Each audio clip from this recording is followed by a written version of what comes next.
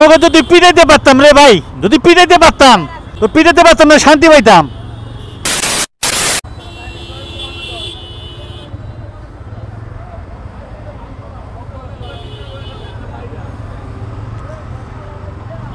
তোমাকে যদি পিটাইতে পারতাম রে ভাই, যদি পিটাইতে পারতাম তো বেটা পিটে তো পিটানোর দরকার, তো পিটাইতে পারতাম না, শান্তি পাইতাম।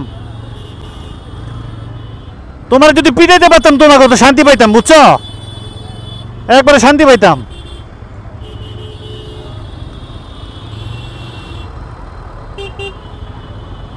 একবারে বাপের মুলুক পাইছে, একবারে রাস্তাগুলো দখল করে বই হয়েছে রে। হ্যাঁ, এটা অবস্থা। রাগটা উড়ে যেতেছে কাহিনী দেখলে, মন মেজাজটা গরম করে, মন মেজাজটা গরম করে ফেলে। এদের কাহিনী ভালো লাগে না।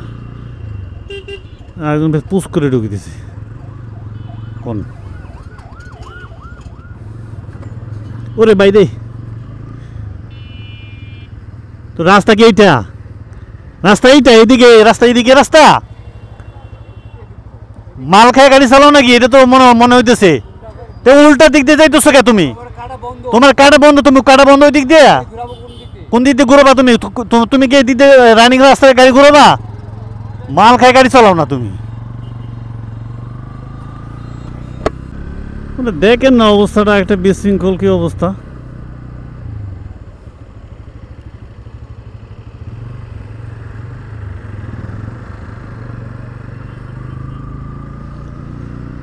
যাক, কি আর বলবো, আর দেশের আমরাই ভালো না আর কি,